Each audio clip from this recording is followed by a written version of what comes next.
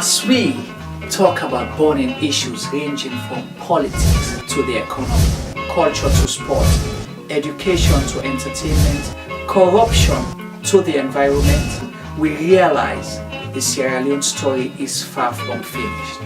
So, Sierra Gem Media Production brings you Zoom In. Zooming In is the program that engages everyday people, entrepreneurs, inventors, entertainers, activists, policymakers, and politicians to discuss and debate issues relating to Sierra Leone. Zooming In digs deep into the issues and stories.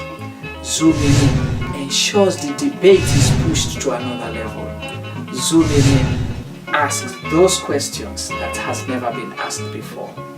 So, join me, your host, Jumaba.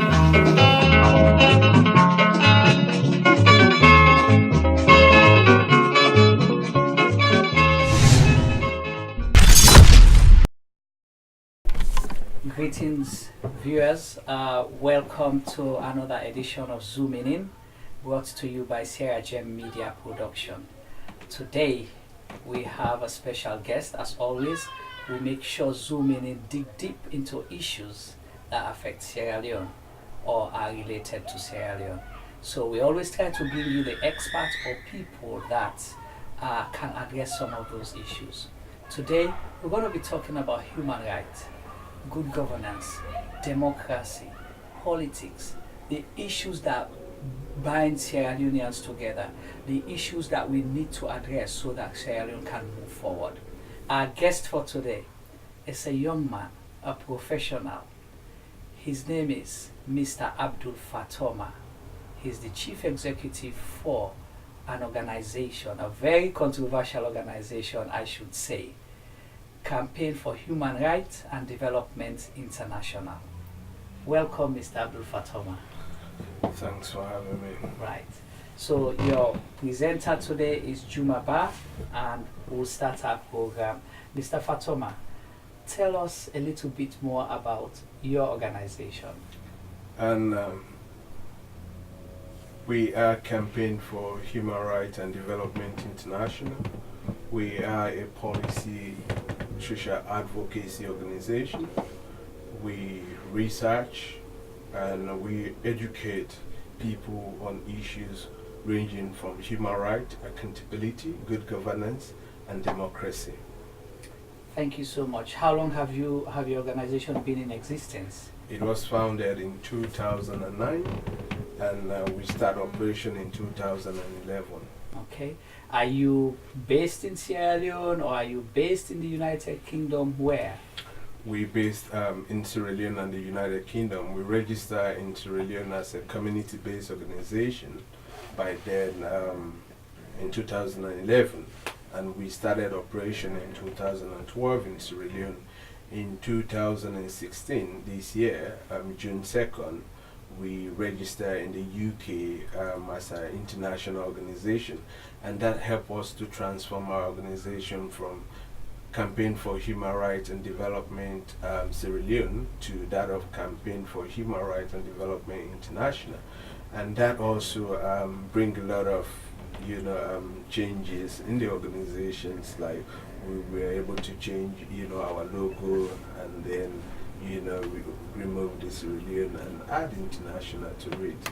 Okay. But when you're in Sierra Leone, you still operate as international or just Campaign for Human Rights and Development Sierra Leone? We are legally using Campaign for Human Rights and Development International. Okay. All right. Good to know. So your membership, how's the organization run? You're the chief executive, how many members do you have, and how do you get your funding? We are not a membership-based organization. We are an advocacy group, and at the moment we have 3 staff and 4 volunteers in Sierra Leone. And we get our funding from our donor partners.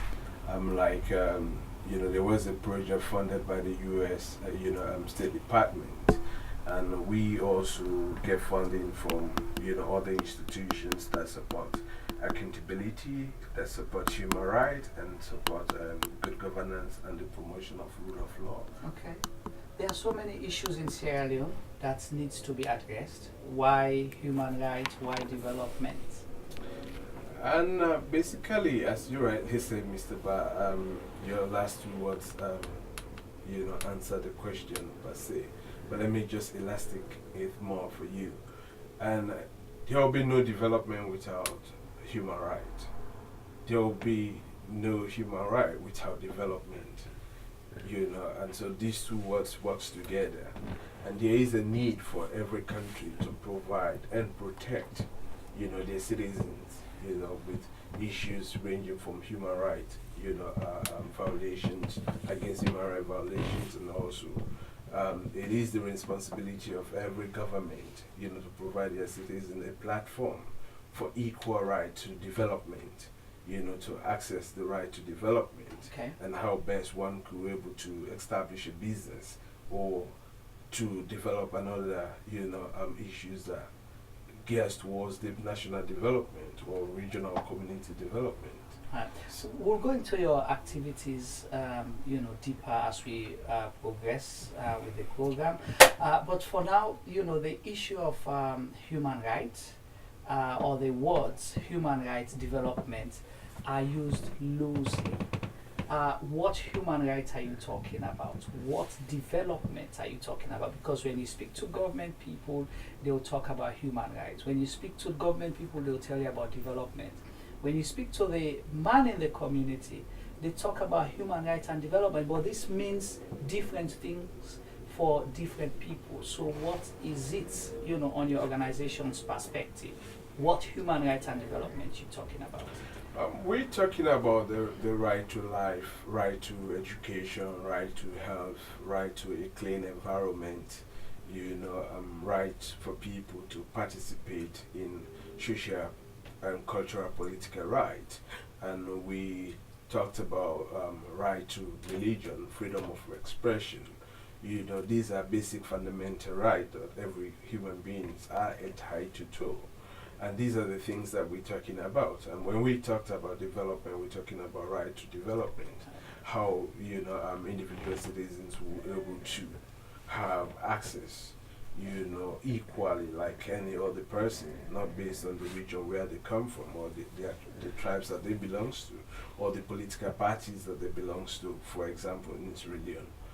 We are talking about a fair platform whereby everyone will have the right and will be able to access, the necessary materials or information that will help them, to build their development project. But do you think those rights are missing in Sierra Leone, or that development that you're talking about is missing in Sierra Leone? Because I'm sure before you establish your organization, you might have research and think there is a need. Do you think human rights is missing? There is as a country known very well for the outside world. When you talked about Sierra Leone now, the first was the Blood Diamond, that is our civil conflict, which was married with a lot of human rights violations, human rights abuses. And even before that, the one-party state. It was a question of the country having a human rights crisis, and then we progressed from there where we had our civil war and then Ebola, and so like all those things. When you talk about Sierra Leone, those are the landmark issues people want to discuss with you about. And so our country faced a lot of challenges in terms of promoting and protecting human rights and also respecting the rule of law. And so that is the need, and that is the reason why you see a lot of civil society organizations more focused on human rights issues than that of more of development, in the country. And so there is a need because the country is really in dire need of having human rights structures to be built. Right. Do you think what structures do you think we have in Sierra Leone that we need to improve on, or those that are missing that we really need for that country to move from one step to the other? With the help of donor agencies and the country development partners, and also civil society organization. The TRC report made some. What is TRC? The Truth and Reconciliation Commission's Okay. recommendations from the report. Highlight some of the structures like having the PPRC, the Political Party Registration Commission, Yeah. and that of the Human Rights Commission, and now we have a Human Rights Commission functioning. But one of the challenges faced with the Human Rights Commission is funding. In order for them to do their work adequately. They are doing their own best at their own level. Okay. However, there is more need to build the capacity of the staffs and also to allocate more, budgetary funding for the smooth operation of the commission. Because there are sometimes the commissions makes recommendations and pass it on to the government, and then it is the responsibility of the the executive branch and also the judiciary, whether through the security arm like the police force, to prosecute the matter, and then some of those matters end up go on without really prosecuting them, Right. taking them to court. And those are the few bottleneck challenges in the country. In terms of, we have the structures, but they are not really active effectively in operation, and that brings a huge frustration, to the citizens. That why do we have such a institution, and they are not, some even regard them that they are not independent. Well, that's why I just wanted to say that the common man, the ordinary citizen out there, don't care about Human Rights Commission, don't care about this institution or that institution. For them, human rights means putting food on the table. When they're sick, they're able to go to the hospital. When their kids wants to go to school, they're able to fund their education. They have roof over their head, because they think forming all these commissions and things is for few people to get richer and make good for themselves, but not to address the real issues, which is the bread and butter issues that affect people. So for the common man, that is what human rights is. Do you agree with that? That would be a layman definition, but that's not the concept of human rights. And the objective of establishing such institutions, is to provide checks and balances within our governance system. Right. For example, in Sierra Leone, and the commission should be independent and should investigate all human rights abuses and violations, and then publish their report and make recommendations. But we are not expecting the Sierra Leone government to cook a food and provide it for us citizens. Even in the UK, that will not happen.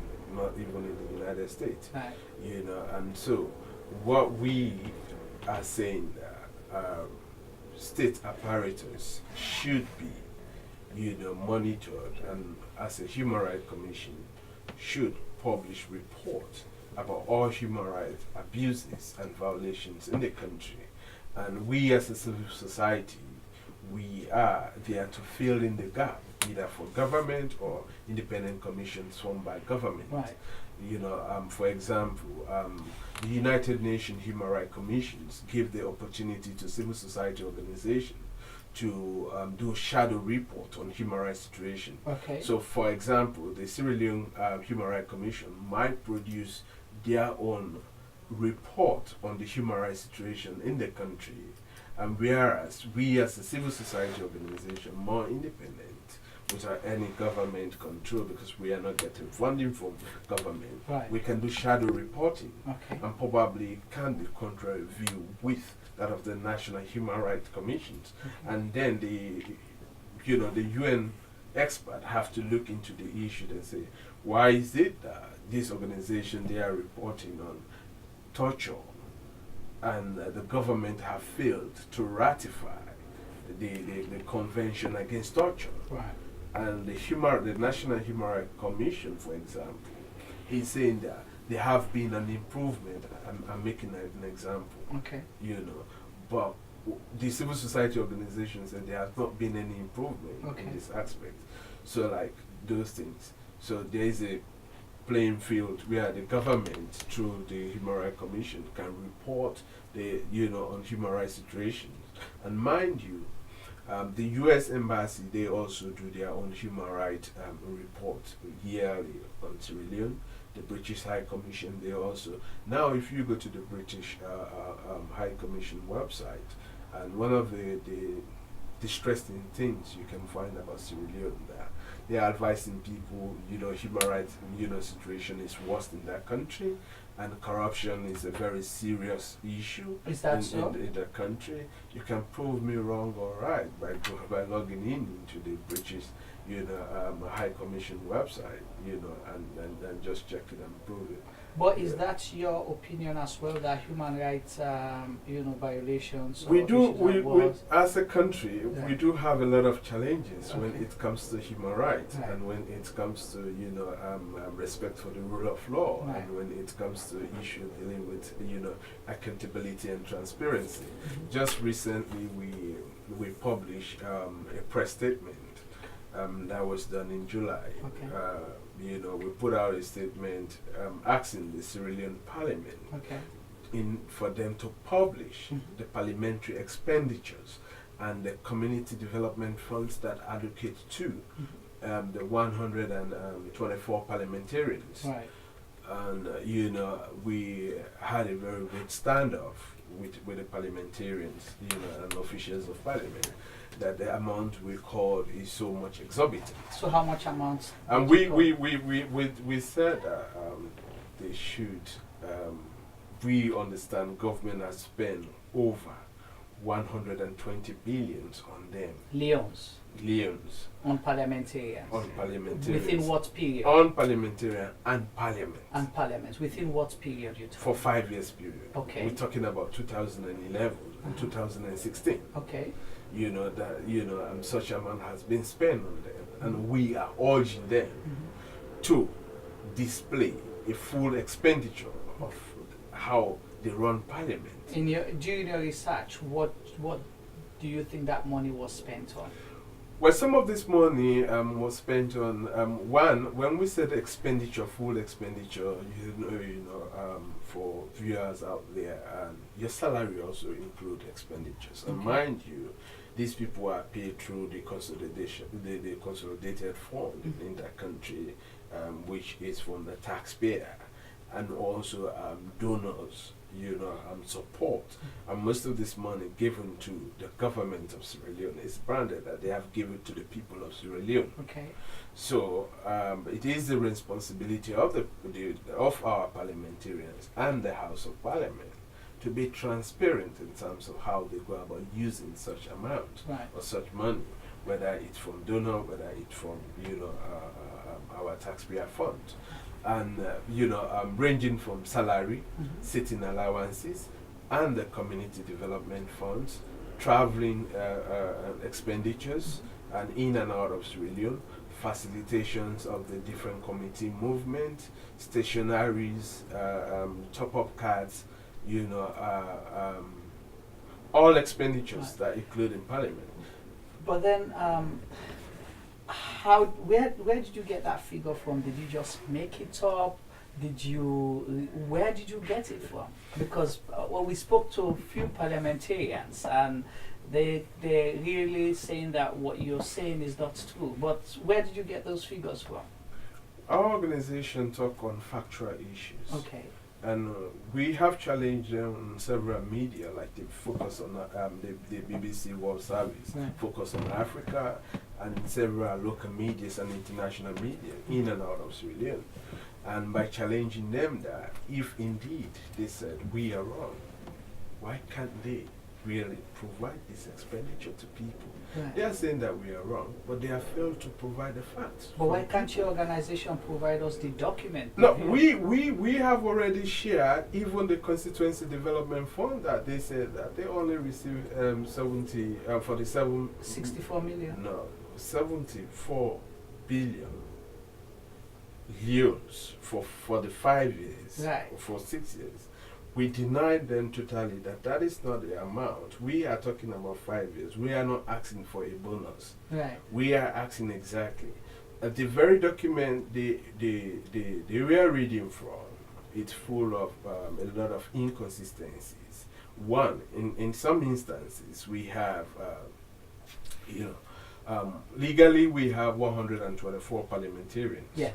And then we discovered that two payments were made in two consecutive times for 125 parliamentarians. That is one of the inconsistencies. So who is the number one, the other person? I don't know. They have to provide us. Who is that next person? So are you accusing the parliament of corruption? Or what we know, we have put out something that we're calling them to be accountable to the people that elected them into that office. Okay. You know, so them providing us the document will probably give you the answer that you are asking. You know, me. Let me go further to that. Sure. First in the history for me to discover and for our team to discover that I've made someone paid me with a check for 2012 with the same serial number, and then he or she paid me back 2014 with the same serial number. You? No, and that happens with this very document that they are reading from. Okay. That we have it, they too have it.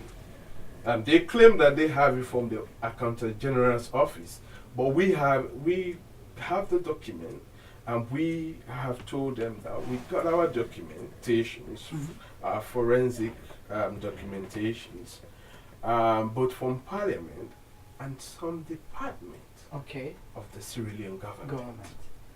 So why didn't you take that to the Anti-Corruption Commission? Well, this is a public call. We made a call to Parliament. So Parliament really, as we said, we never accused them of being corrupt. Okay. We asked them to be accountable. Okay. So probably answering us and failing to, to answer to the call, that might be trigger an investigation from the Anti-Corruption Commission. But already, the spokesman for the Anti-Corruption Commission spoke to a particular media, which is African Review, their representative in Sierra Leone. I quote, the individual said that CHIDI never made a corrupt allegation against the parliament. They only made a request. Okay. And that is exactly what we did. So, but then if you really believe that this is a major issue and Parliament, they're dragging their feet to answer to that call, which is a call for all Sierra Leoneans, because if you're there representing people, you have to be accountable to those people. And if your allegation is correct that 74 billion leones was issued within this period 2 consecutive times for development funds, and maybe people are not seeing that development, your organization, which is an advocacy group, I think it's your right to approach the Anti-Corruption Commission on behalf of the people of Sierra Leone, just to bring it to their notice. It's all about timing, advocacy, and doing campaign, launching a campaign, a very serious campaign like the accountability campaign from CHRDI. It is a very sensitive issue. But time is running out. Hold on, time never runs out. There's going to be an election soon, and we're going to get a new wave of parliamentarians. That is very good. They are Sierra Leoneans, whether they are in office, they leave office, they are still accountable, for what they have used, or what they have misused, in our opinion. And let me tell you, and now they are still on break. Okay. We're hoping that in September this month, Parliament will be reopening back. Right. We will be officially speaking to the Speaker of the House. Okay. That was a public call. Okay. And now we'll be personally engaging the Speaker of the House as the leader, as the executive head of the Parliament, and asking him questions on this same subject, and probably listing, our next step in that corresponding with the House. And failing to do that, we have the backup options. One, we have already developed jingles. We're doing videos. We'll be doing outreach to all the 112 constituencies as of now. Yeah. And then we'll be doing a press conference. If Parliament failed to provide the exact and the accurate information on this issue, we as an organization will be calling a press conference in Sierra Leone and distribute the informations that we have in our possession to the general public and the Sierra Leonean media and possibly international media, because a lot of international media organizations have expressed interest in this campaign. Okay. So definitely it is timing. We are not rushing it, although they are on their break, but they were very much busy in terms of engaging us. Right. Responding for the very first time in the history of Sierra Leone, for Sierra Leone Parliament, in our own time, for Sierra Leone Parliament to call a press conference. It was a shocking thing, both to the media and the general populace. And they have done it twice. Okay. But And then issue a press release. And the unfortunate situation, in all that development is that they spend taxpayer money to bash our organization and attack because I just want to come my to that. personality They said and attack our organization eligibility or legality. Yes, some members of parliament are saying that you flee the country, Sierra Leone, because you're scared, because they called you to parliament to go and answer questions, to bring forth what documents you have, but you never showed up. Instead, you went to a radio station and made all those allegations. It is rather unfortunate. I didn't get that really from many of the parliamentarians. I read that from one of the newspapers, a gentleman who wrote a letter to Parliament demanding, I think Parliament was not really quite happy with the donation of his, corresponding to the House. Okay. And then I think they raised an issue, they said contempt of Parliament. And, why he was in, a police custody, as I made to understand, Yes. maybe I'm wrong. And he issued out a statement instead of standing by his letter. And what I read from his paper, making unnecessary, baseless accusation, it should have been good for him if he wants to be a credible journalist or a very credible newspaper, to go to Lunge and really, and for Lunge to provide them, the full itinerary of my, trip to Sierra Leone. Okay. And whether it is true or it false.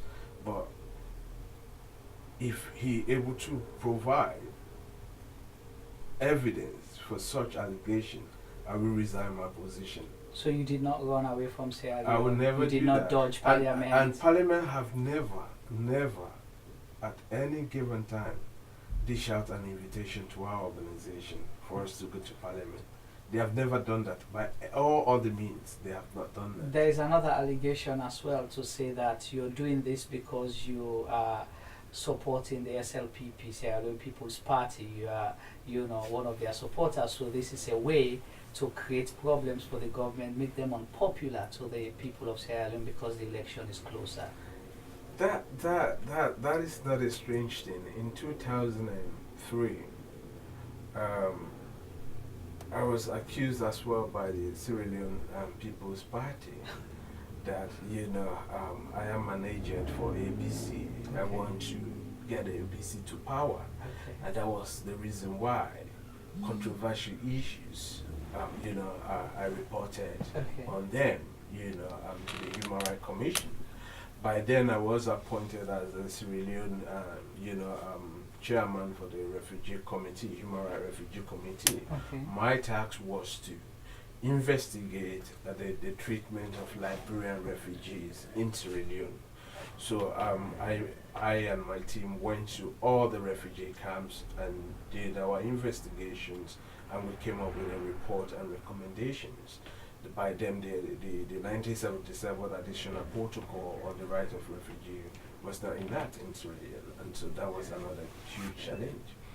For us raising such issue, the Kabak government by then was so, upset with us that we are discrediting their government Right. because we want the APC to come, to power. And the irony of that, I was at the middle of the peace negotiation for the All People's Congress. I and other civil society members went to the Chief Justice. One of them is even one of the most active APC guy now, but he was with us, doing civil society stuff. Shiraji Rollins Kamara, Right. and we were having another lady, and she's now in England here, and she's a journalist, Agnes Pratt. Okay. She was with us, and something bumper to Yusuf Bangura. It was, I think, 4 or 5 of us that So went to the Chief Justice Right. and plead to them how best we'll be able to settle APC situation, crisis by the amicably.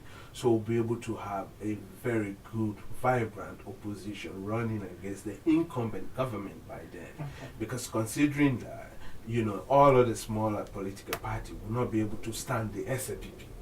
So for us to have a real democracy at play, we need these 2 bigger political parties So for that to reason, go after each other.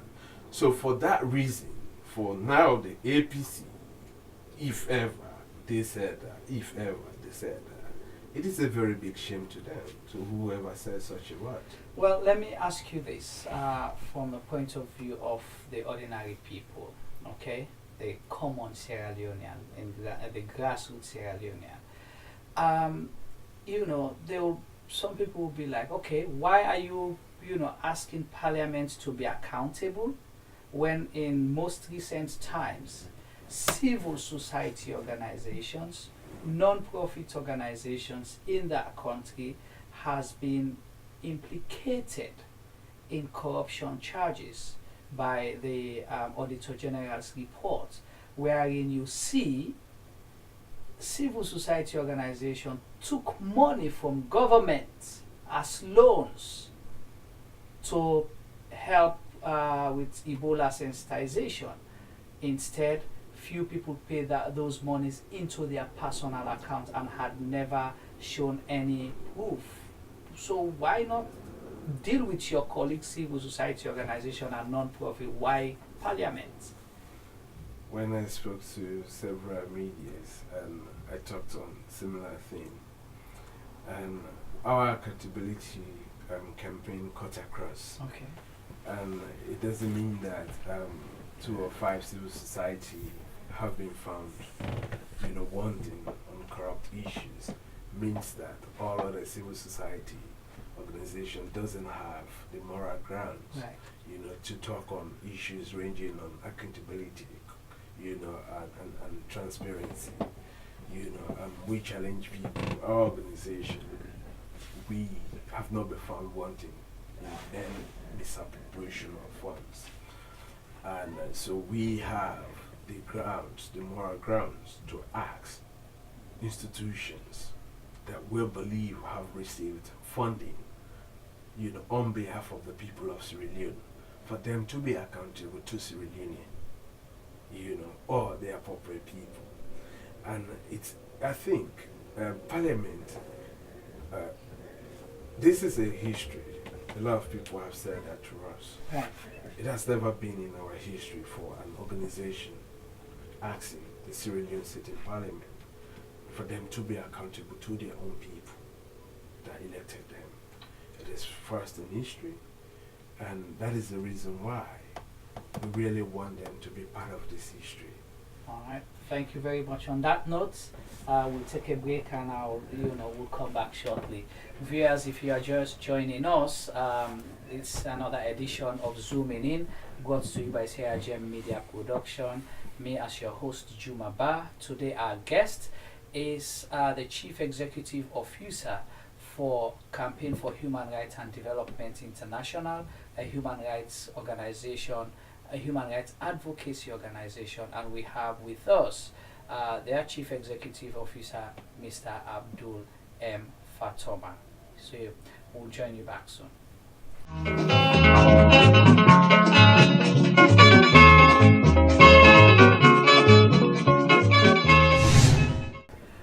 Welcome back to another edition of Zooming In. Our guest for today's program is Mr. Abdul M. Fatoma, the Chief Executive Officer for the organization Campaign for Human Rights and Development International, human rights advocacy program. We've been talking to him about issues from their recent campaign, asking Parliament to account for funds that they've received, whether it's the development funds, their salary, per diem, sitting allowance, traveling, because Mr. Fatoma and his organization believes that accountability has to start from Parliament, who are the representatives of the people of Sierra Leone, who were legally voted for to represent them in Parliament. So, Mr. Fatoma, welcome again, and we'll continue. You said you've made history and you want Parliament to continue, to be part of that history, and which is a good step. It shows that our democracy is growing slowly but surely. Is that your view too? And as I said, it is a history for the country. Okay. It's not a history for a personal individual or an organization or institution like Parliament, but a very good history for our country democracy. And we want, and our elected parliamentarians to be part of such unique history, within the sub-region, if not the world at large. And so we are asking for their cooperation. The good thing is that, first in history as well, now we have parliamentarians, and immediately some from their break from their overseas trip, like one from Cambia district, and he went straight to his constituency with the 62 million yuans, and he called the section chiefs and other stakeholders in the community and said to them, I've shared this money into 3 or 2 different categories, and so that our community members will think about developmental projects and invest this money. However, he was as well asking them to develop a project concept, and they should be mindful that they also need to produce a report about the way they use that money that they are collecting from him, because he has to go back to Parliament and report. So you spoke to a particular individual who? I've never spoken to. So how did you? Well, I received this through the social media. Okay. Sierra Leoneans, immediately parliamentarians respond to the accountability campaign. I'll be receiving dozens of informations. Okay. On our official line or neither on my personal line. Okay. That this is what parliamentarians have done. They sent us an audio. Okay. And we are in this parliamentarian. He was addressing his people. Okay. He asked them to record the entire proceedings. Right. Why he was about to hand this money, yeah. to his constituency members. And we have the other one in constituency 98, I think so, I believe so, within Waterloo axis. Fortunately, he's also the head of the Accountability and Transparency Committee. Okay. At at the House of Parliament. He has as well engaged his community, and they have identified an abandoned structure over 30 years. Now the community have decided that they should focus development on that aspect to rehabilitate and redevelop that property back so that the community will be able to use it, which is a very good step. And that was one of our objectives. We wanted an exclusive, inclusive, participation for our people, to have time to discuss with their parliamentarians. for them to sit down and discuss issues ranging from development, how their parliamentarians represent them in the House of Parliament, and what are some of the development things that are happening in Parliament. And now we have started having these community people having their own stake.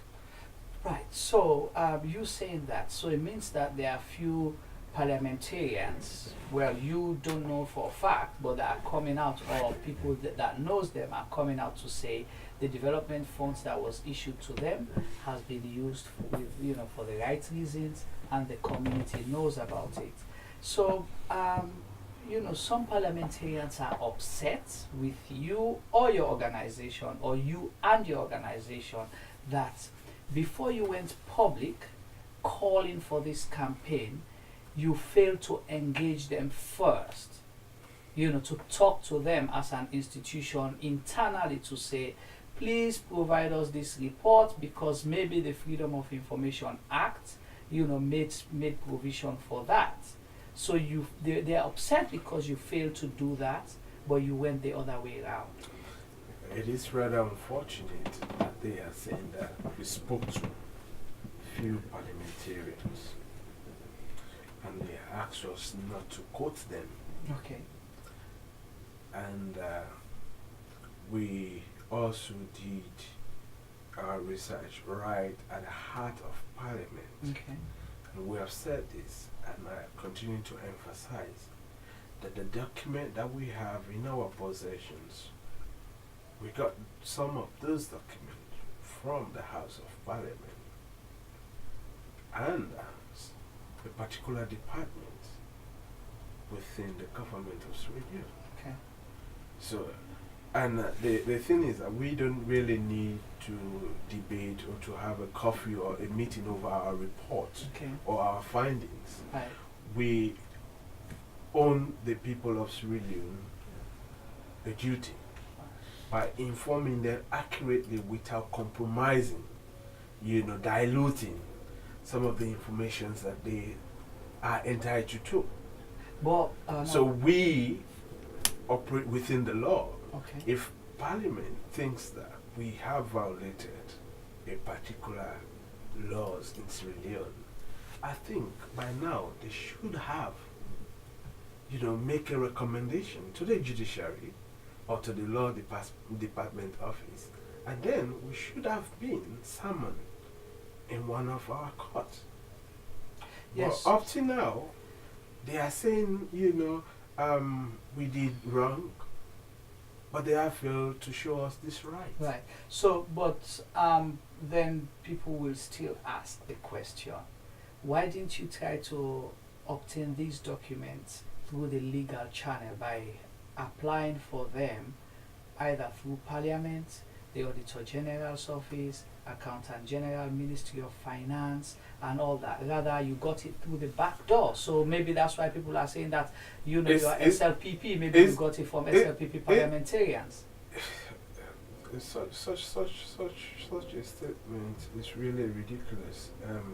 And I won't spend my time on that because it's not really relevant to what we are doing. And we never get any information through the back door. As I said, right in the heart of Parliament. We don't want to know who is the Sierra Leoneans that gave up that information. There is an agreement within us and those individuals. Right. And one thing they should know, when the issue came out, there was one SLPP parliamentarian who put out 4-page statement to react to our one A4 paper press release and bashing us and me particularly that, I am such an horrible human being. I should not be trusted with public information.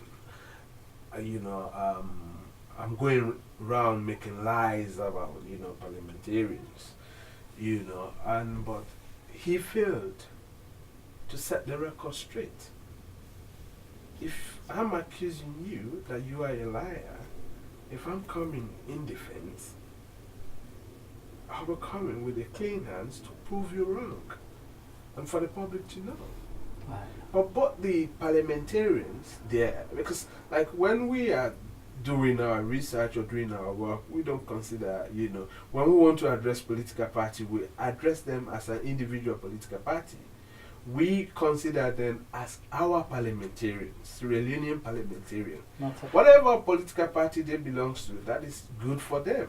But for us, we consider them as the Sierra Leonean parliamentarians. And we did not single out one institution that makes up the political party representation in the House of Parliament. We call for all parliamentarians. So it will be a disgrace for an SAPP political party to really leak an information that indict them seriously. Right. It will be a disgrace for APC parliamentarian for them to leak an information that we indict them seriously. So that is the reason why I said such information or such a statement is highly ridiculous. And let me just elastic for that from there. And when we make the call, it was for the interest of the people of Sierra Leone. Okay. And we all know the challenges of getting information in Sierra Leone. We have the Freedom of Information Bill. When organizations, let me give you one clear example. There was this issue within a child right advocacy organization, Fontica, Right. and they were advocating on behalf of the student that their results were seized, the WAEC, and they wrote to the West African Examiner Organization at our Hill, requesting them through the Freedom of Information for them to release that the right information. It was a very big challenge. Just consider that I can't consider that organization tiny for that of our lawmaker, Parliament, the House of Parliament. Right. But you should have attempted it and then. No, we have the right information. If the Sierra Leone government think through the House of Parliament, we have violated any law. Right. It is their responsibility To call you. to take whatever action they think it is right within the law. Right. We have also challenged them that, according to the leader of the House, he said his first reaction was that is Mr. Fatoma's opinion and personal feeling. I would love to see a court that will try someone on his personal opinion and feeling. Right. Okay, so let's continue. What I'll ask you is, why are you in this? Because the reason why people might want to know is, we've seen so many people that came with that tsunami wave of bringing change, criticizing government, attacking government. Once they are called into that room, they get a brown envelope, or maybe appointed as a director of one institution or deputy minister here and there, then everything ceases. So are you in this so that you can, strategically place yourself for an official appointment at some point or recognition from government?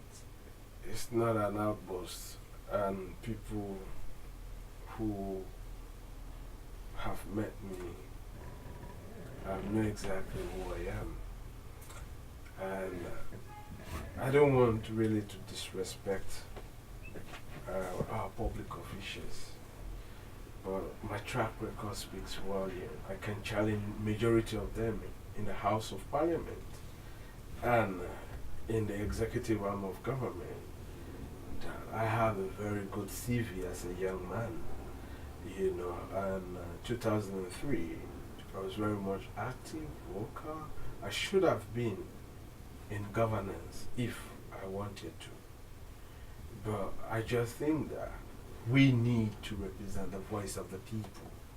And the people need us more than the way we need them.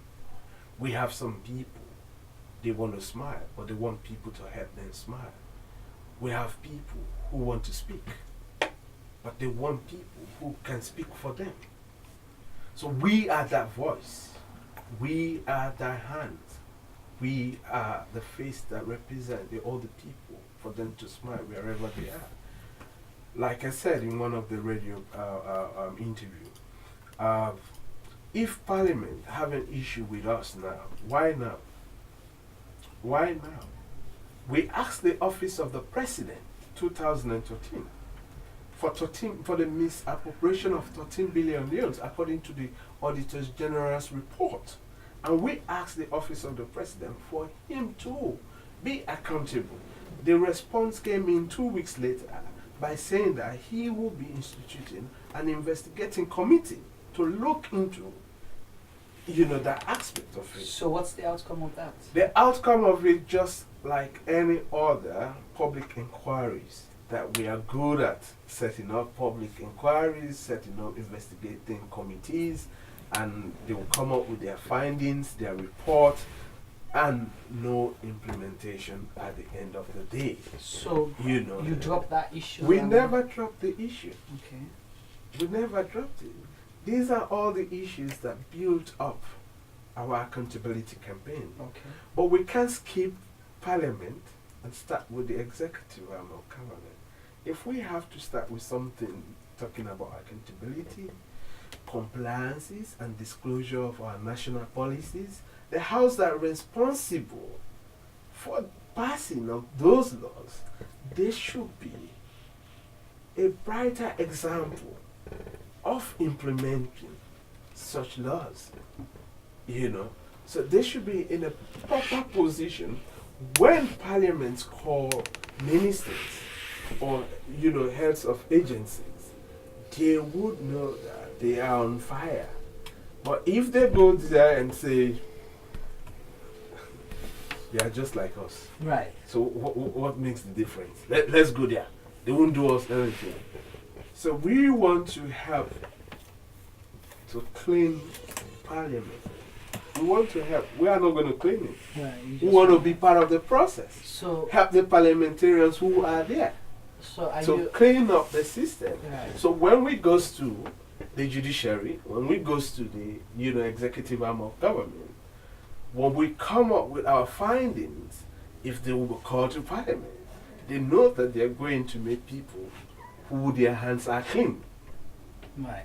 So that is one of the logic, but that is one of the objective of our campaign. And then the challenge people will think, exists there is those people who are approved for public offices goes through Parliament and they are at the mercy of Parliament. So they would rather keep Parliament sweet for the next time they move them from one department to another than actually enforce anything against Parliament, whether it's corruption, whether it's violation, or whatever you may want to call it. Well, the issue is that they might form any joint enterprise to do whatever they think they can do. Right. But the bottom line is, the people of Sierra Leone have gained a lot of awareness since we launched this campaign in June. A lot of people appreciate our move. That first in the history for them to even realize that there is a community development fund. First in the history for them to know the rate they pay their parliamentarians. I mean their monthly salary. What's their monthly salary? According to them, is 12 million yuans. Okay, that's I spoke to someone. And sitting allowance is 400,000 yuans. Okay. And per constitution, they are allowed to sit for 120 days. Okay. And so if you calculate 400,000 by one MP for 5 years. Okay. So the 400,000 is monthly? It's per sitting. Okay. The control, the issue here is per sitting. That is what they should be paid for.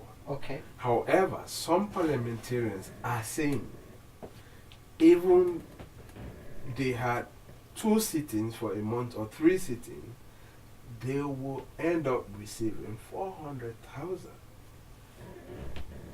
400,000. Okay. And then some parliamentarians are saying that most of this money for trainings of parliamentarians, and there is a particular project funded by UNDP. Okay. And parliamentarians should train their And- youth Okay. in their different constituencies. This money, according to some parliamentarians, goes directly to the officials of parliament. Mind you, even though parliamentarians are officials of parliament, they have the administrative wings of parliament Okay. that run the administrative affairs of the house. Okay. And so, with so doing, some parliamentarians are now distancing themselves Mhm. from the donor fundings that has been, put to the House of Parliament to implement projects, to provide technical assistance, facilitations of transportation, communications, and other aspects. Okay, so let's handle this differently now. You've touched on an issue here, very interesting and something that maybe the public don't know about. That they get per diem or sitting allowance, 400,000 pounds per parliamentarian per sitting, and they sit for 120 days. So for 120 sittings, they Yeah, are 120 allowed to sittings. sit per session. per When session. Parliament open, Uh-huh. the parliamentarians are allowed to sit on issues Uh-huh. for 120 times. Okay, so are you saying that it's 400,000 if they sit for 120 times? It's 400,000 times 120 Yes, per per parliamentarian times 124 parliamentarians. Wow, And if you check that for 5 for 5 years. Okay, so the 120 sitting is per year, Yeah. or is it the life of It's parliament? the opening of parliament. The opening Every of- session opening of parliament. Okay, so that means 5 years. That's one. Okay, and also you talked about the development funds, which is I think is it 62 million or 64 million, thereabouts. It varies. Okay. You have some years they will receive 62,400,000. Some they will receive 63,400,000. But what they are actually doing now, Mhm. those who have put out press release explaining the amount that they have received, they omit the 400,000 Okay. and only put 62, Right. and some only put 63. Right. So what about the 400,000? Is that not the amount? That is is that an not the amount. money? But again, other parliamentarians are claiming that for the life of parliament for these 5 years, they've only received development funds twice. And the document you have, what did it say? It's sad. The document that we have and the other one that they have too, there's a document that we have that does have a similarity Okay. in all aspects. Okay. So it's the one that currently I can consider is Authentic. at the pub. No, all what we have are authentic. Okay. What I mean that we have shared With the with public. some media, Okay. and they too have shared that document with some media organization, not all of the media. Okay. So when I'm talking with regards to that, I make reference specifically to that document because they consider it as the center of everything. Right. Okay, let's go to that very document. And they produce a document ranging from 2010 Okay. to 2016. And if you came into office 2012, and this is 2016, Right. and we have a document from the Accountant General's office that you have received a payment from 2012 to 2016. How comes you can consider that to be 2 years? So maybe this parliament needs to cooperate with you, with your organization. With the general public, because I now mean- it's the, I mean, it's like the we- people's campaign. Yeah, because they need to cooperate so that if they are not receiving the money, as some of them are claiming, then they should be asking because they are entitled, or their communities are entitled to these monies. You understand? So who's keeping it? So means the money is somewhere. So is this something that you have to maybe talk to the Ministry of Finance as well about? Because We don't have any business to do with the Ministry of Finance. when it comes to this issue. Okay. For now, It's we are dealing with Parliament. Parliament. We want Parliament, officials of Parliament, and parliamentarians to disclose the full expenditure of Parliament. Okay. It's simple as that. If they are saying that we are saying lie things, we are fabricating things, these are defamatory stuff, why? They need to prove us wrong. We are waiting for that. I've challenged them. If they prove me wrong, I'm willing to step down. So how many times have you got a call to say, you know what, drop this, let's settle it? Nobody behind closed doors? have never called me and said such a thing to me. What I've received from people that I have to be careful because probably I might lose my life. And already I said to my little kids and my families, I said to them, the way I'm talking to you guys today, tomorrow I'll not be alive. But this is not a call that we're going to drop. I don't mind dying for this, and I'm ready to die. I was going to ask you that question. Are you not scared? I've said that on several medias. I'm ready to die at any time. For this cause? For this cause and any other injustice cause that we will be standing for. So if they don't provide something that you guys are comfortable with, you consider it injustice to the people of Sierra Leone? It is. Them we consider it, as otherwise. Okay, so how much time would you give Parliament to actually deal with this issue? We are waiting for the opening of Parliament, and then we will be, sending a corresponding to them. In that corresponding, we'll be giving them a deadline timing. Okay. But however, we know that we have 90 days to elections. That will be the time that all parliamentarians will be active to go back to their community, to all their different constituencies. We'll be there campaigning with the people about these things for them to ask these people about this money and other things that they have been doing in Parliament. Mind you, let's go back to this sitting stuff. Right. The Honorable Speaker made a statement before Parliament went into recess. He said that he is warning all members who are in the habit of not attending parliamentary sittings, and only when it left few time for them to lose their seat, then they show up. So are you saying that we have part-time parliamentarians? However, you might call them that way. What is our interest? Is the full representation of people.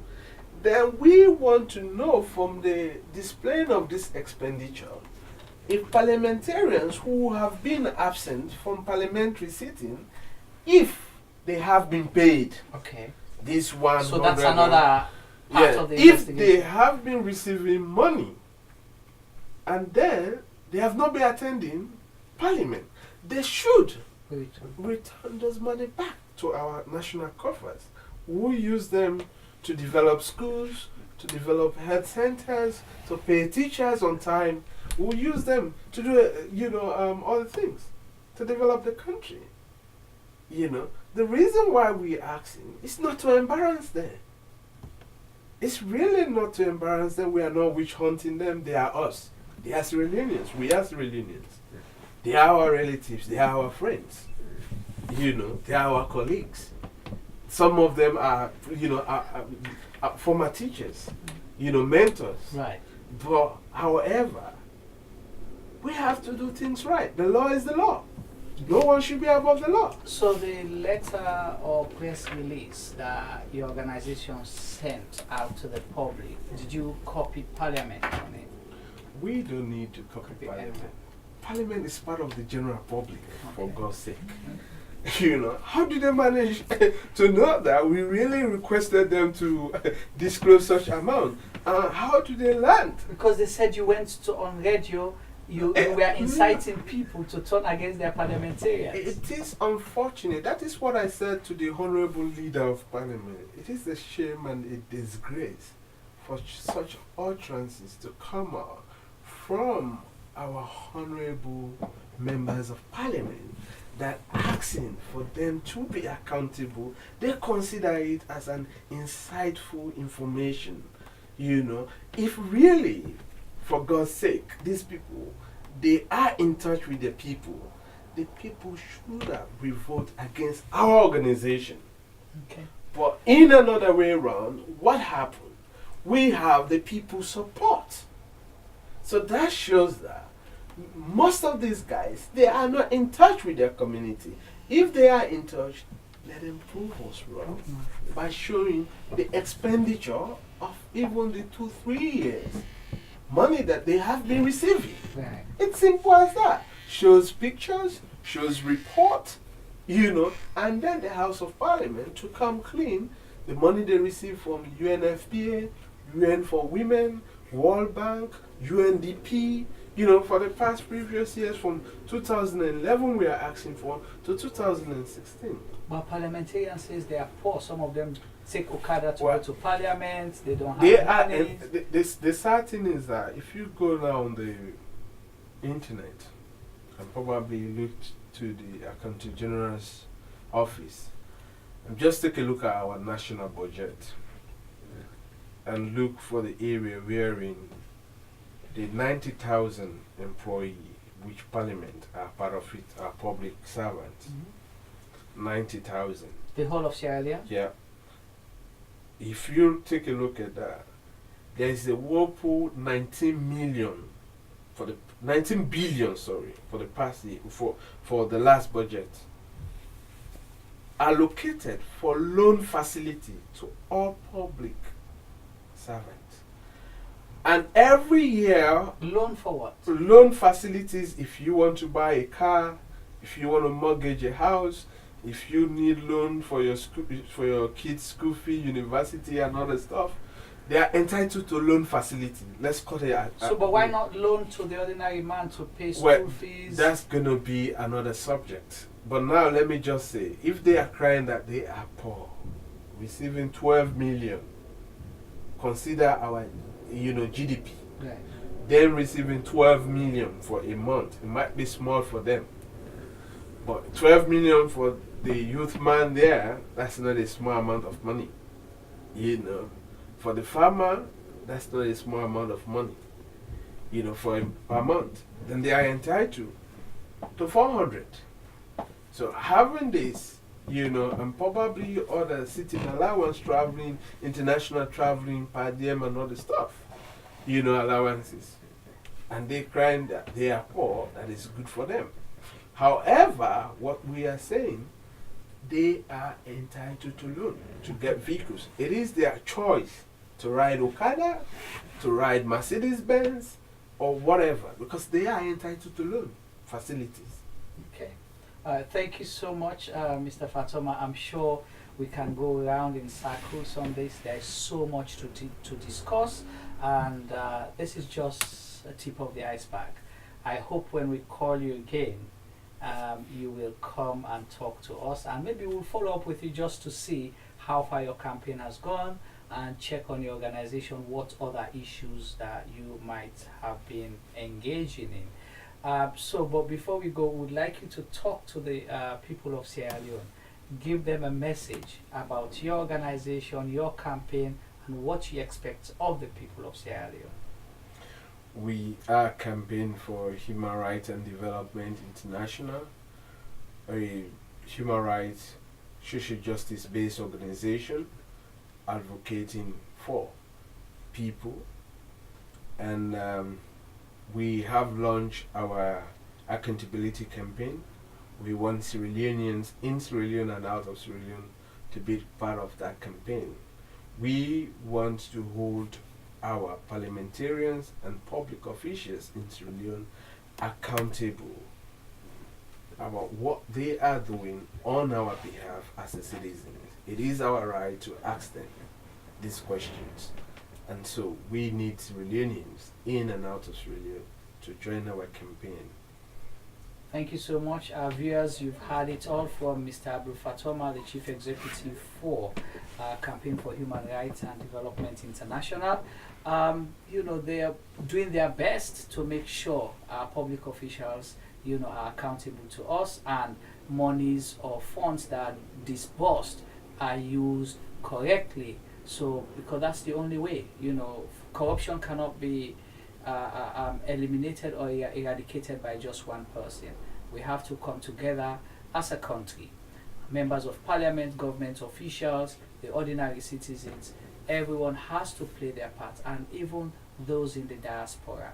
So we'll continue to talk to him and other experts, and we hope someday soon we'll get a member of parliament to come and talk about this particular issue and other issues that are affected or that affect or are related to our country. So till we meet again from our London studio, me, your host Juma Ba, on behalf of the Zooming In team and CRGM Media Production, we'll say goodbye and hope to see you soon again.